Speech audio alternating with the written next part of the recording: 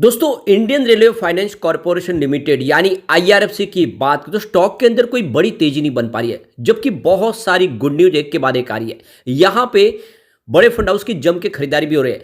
कुछ mutual fund ने बहुत जबरदस्त खरीदारी की, जिसमें एचडीएफसी बैंक शामिल है, जिन्होंने भारी भरकम निवेश किया है। उसके बावजूद भी ये प्राइस नहीं बढ़ रही है, तो उसके पीछे जो रीजन है उसको समझने की कोशिश करेंगे। क्या इस समय इस लेवल पे हमें खरीदारी कर देनी चाहिए?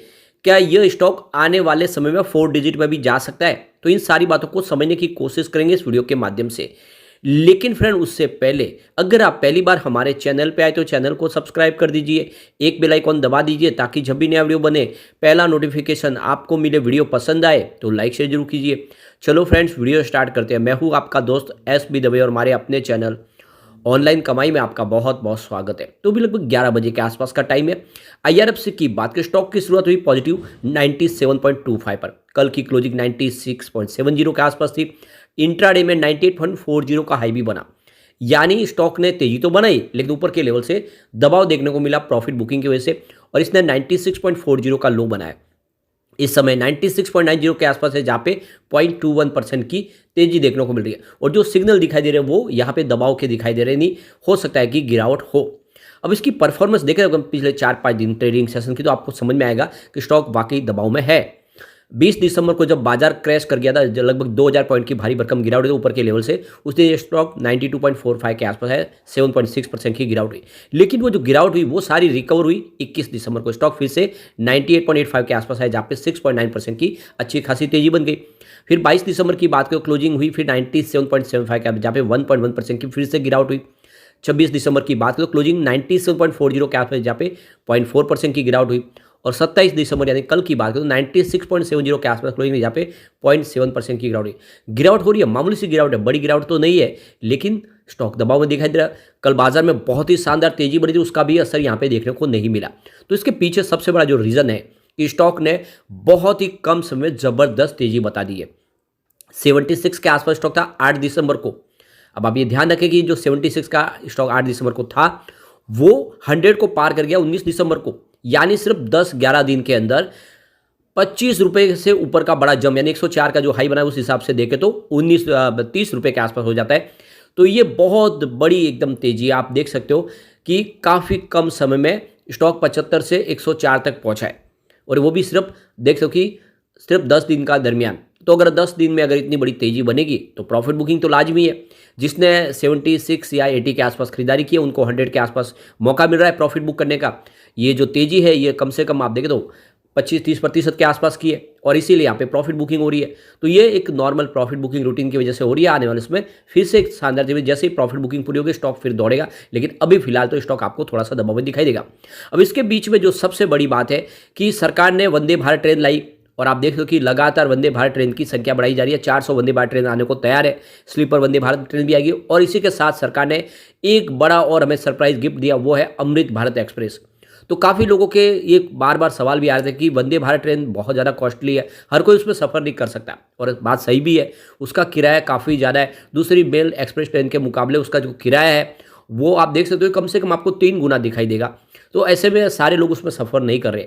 लेकिन अब उन जो मुसीबत है उससे निजात पाने के लिए कि जो मेल एक्सप्रेस में सफ़र करने वाले लोग हैं वो भी अगर वंदे भारत जैसी सुविधा ले सकते तो उनके लिए अमृत भारत एक्सप्रेस शुरू कर दी गई है। यह नॉन एसी ट्रेन है, लेकिन इसकी स्पीड वंदे भारत जैसी करीब 130 किलोमीटर प्रति घंटे के हिसाब से ये दौड़ने वाली ट्रेन है। अब इसका किराया थोड़ा सा ज़्यादा तो होगा ही, क्योंकि इसके अंदर वो सारी सुविधाएं भी दी है, सिर्फ एसी ने, बाकी तो सब फैसिलिटी अच्छी बढ़ाई है। तो 15 से लेकर 17% की जो है इसमें किराए में वृद्धि की गई है मेल और एक्सप्रेस ट्रेन के मुकाबले। तो जो पहली आप देख सको कि अमृत भारत ट्रेन है उसको हरी झंडी दी जाएगी। ये दिल्ली से दरभंगा के लिए होगी, बिहार के लिए, जिसमें अयोध्या के माध्यम से ये चलेगी। तो अयोध्या से इसको हरी झंडी दी जाएगी। और जो सेकंड ट्रेन चलेगी वो देख सको कि मालदा से लेकर बेंगलुरु के बीच में होगी। तो आप समझ सकते हो कि ये वंदे भारत ट्रेन की जो शुरुआत हुई उसके बाद में अब ये अमृत भारत ट्रेन अयोध्या से इसको शुरुआत की जा रही है, और आप देख सकते हो कि आने वाले समय लोगों के लिए बहुत सारी सुविधा आने वाली है। अब ये जो फैसिलिटीज़ है आप देखें तो इसमें जो किराए में ज़्यादा फर्क नहीं पड़ेगा, यानी आप देखें तो 50 किलोमीटर तक का जो किराया था नॉर्मल मेल एक्सप्रेस ट्रेन का वो 30 था, तो ये 35 रुपये के आसपास होगा। तो थोड़ा फ़र्क है, लेकिन सुविधा भी मिलेगी, आप कम समय में सफ़र कर पाएंगे और इस समय जो यात्रियों की भीड़ होती है उसको भी कंट्रोल किया जा सकता है, लोग आराम से सफ़र कर पाएंगे। तो ये एक तरह से बहुत बड़ा गिफ्ट है, लेकिन इसका फ़ायदा होगा आईआरएफसी को, क्योंकि आईआरएफसी रेलवे की फाइनेंस कंपनियों को फंड प्रोवाइड करती है। तो और आने वाले समय बहुत तेज़ी से ये नई अमृत भारत ट्रेन शुरू हो जाएगी और ये जितनी तेज़ी से बनेगी इसके लिए कोच बनाए जाएंगे, ये आने वाले समय इस सेक्टर में तेज़ी लाने वाले। तो ये एक तरह से इस समय मौका है आईआरएफसी में निवेश करने का, क्योंकि ये कंपनी का जो बिजनेस है वो काफ़ी शानदार है। अब दूसरी जो बड़ी अपडेट है कि सरकार आने वाले 10 सालों में कम से कम 7 ट्रिलियन रुपीज़ का बड़ा निवेश करने जा रही है रेलवे के सेक्टर में। आप देखें तो इंफ्रास्ट्रक्चर डेवलप करने के लिए, यानी सारी की सारी सेफ्टी सुरक्षा के ऊपर ध्यान दिया जा रहा है, रेलवे ट्रैक को दुरुस्त किया जा रहा है, रेलवे के अंदर सारी सुरक्षाएं दी जा रही है और आने वाले समय में इलेक्ट्रिफिकेशन भी होगा, रेलवे का दोहरीकरण भी होगा, यानी जो ट्रैक सिंगल है उसको डबल किया जाएगा। इसके अलावा कवच से लैस किया जाएगा, यानी बहुत बड़ा निवेश होने वाला है और इसमें एक बड़ा योगदान आईआरएफसी देगा। तो देखो कि विजन 2047 सरकार ने अपना ब्लूप्रिंट तैयार कर लिया। आने वाले समय 2047 तक रेलवे की कनेक्टिविटी को बहुत मजबूत करना, सारी हाई स्पीड ट्रेन शुरू हो जाएगी हर ट्रैक के ऊपर। और साथ में सबसे जो बड़ी बात है कि ये जो आप देखें तो फ्रेट कॉरिडोर बढ़ना जा शुरू हो जाएगा, यानी जो सारा का सारा जो सामान का आवाज़ है वो आने वाले समय में ट्रेन के माध्यम से होगा। लोग भी उसी में पसंद करते हैं, क्योंकि आप देखें तो वहाँ पे सुरक्षा ज़्यादा है, दूसरी ट्रांसपोर्टेशन रोड के माध्यम से होने उसमें कई बार प्रॉब्लम हो जाती है। तो कोई भी चाहता है कि उनका जो सामान सुरक्षित पहुँचे, तो वो ट्रेन का फ्रेट के माध्यम से करना पसंद करेंगे। तो इसके लिए रेलवे के लिए अपॉर्चुनिटी बहुत सारी निकल के आ रही है। तो कुल मिला के जो टारगेट सेट कर दिया गया आने वाले समय रेलवे में, जिस तरह से बड़ा निवेश होने वाला है, जिस तरह से आप देखें तो बहुत सारी नए ऐसे ट्रैक बिछाए जाएंगे जहाँ पे अभी तक ट्रेन नहीं पहुँची है। तो कुल मिला के रेलवे का रेवेन्यू बढ़ेगा। और हमारे रेलवे मिनिस्टर अश्विनी वैष्णव की तरफ से भी ये जो बयान निकल कर आया है, रेलवे मिनिस्टर का कहना है कि बहुत सारा इन्वेस्टमेंट होगा रेलवे के इंफ्रास्ट्रक्चर के ऊपर, नई टेक्नोलॉजी से लैस किया जाएगा, सारी के सारी सिग्नलिंग सिस्टम को मजबूत किया जाएगा जिससे सेफ और सिक्योर आने वाले इसमें कोई दुर्घटना ना हो। तो इसमें इन्वेस्टमेंट बहुत होने वाला है और ये इन्वेस्टमेंट के दम पे कह सकते हैं कि आईआरएफसी आने वाले समय कमाल करेगा। तो ये सरकार का जो विजन है 2047, यह आईआरएफसी के लिए एक मील का पत्थर साबित हो सकता है। अब यहाँ पे जो लेटेस्ट शेयर होल्डिंग पैटर्न इसमें देखें तो कुछ बड़े म्यूचुअल फंड ने बहुत ज़बरदस्त खरीदारी की है। आप ये देख ही सकते हो कि जिसकी खरीदारी 1000 करोड़ के ऊपर है उसको ही हम एक बार डिस्कस करते हैं। तो Motilal Oswal Nifty mid cap 150 index ने यहाँ पे 1143 करोड़ का इन्वेस्टमेंट किया है। उनकी होल्डिंग 0.57% है, यहाँ पे देखने को मिलेगी।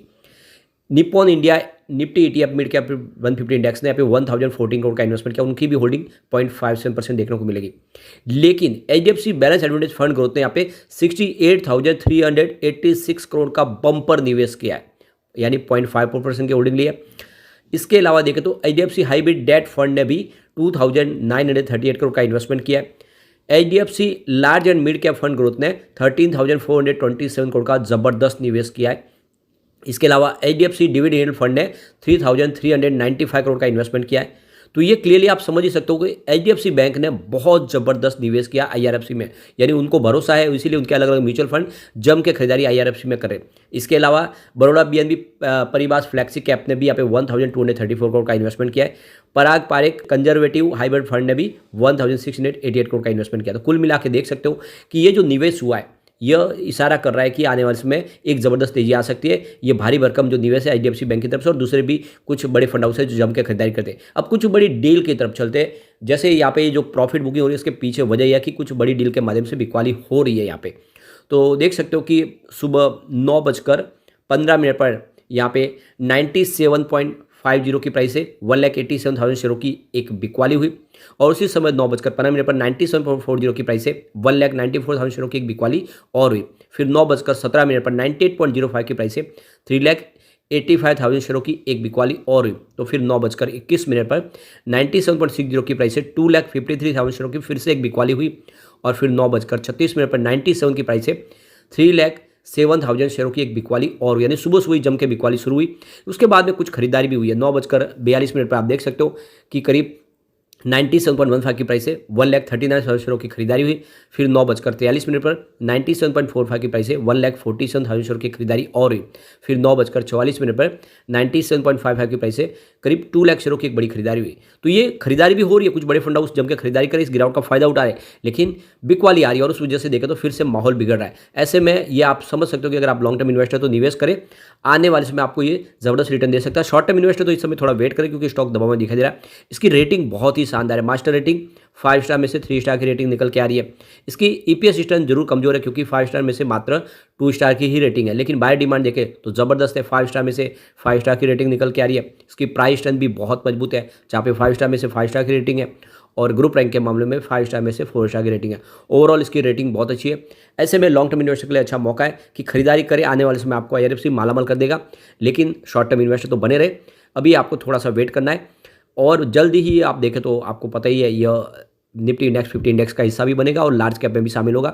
1 जनवरी से इसकी अनाउंसमेंट लगभग होगी, यानी 1 जनवरी से लेकर पहले वीक में ही ये लार्ज कैप में शामिल होगा। इसका अनाउंसमेंट होगा तो फिर इसमें तेजी शुरू हो जाएगी। तो ऐसे में ये खरीदारी के लिए अच्छा मौका है। लेकिन फ्रेंड, कोई भी इन्वेस्टमेंट करने से पहले अपने फाइनेंशियल एडवाइजर्स बड़े ले ले या अपना खुद का रिसर्च करें, क्योंकि मैंने वीडियो आपके एजुकेशनल पर्पज के लिए ही बनाया। वीडियो पसंद आए तो लाइक से जरूर कीजिए और चैनल को सब्सक्राइब कर दीजिए। Thank you friend.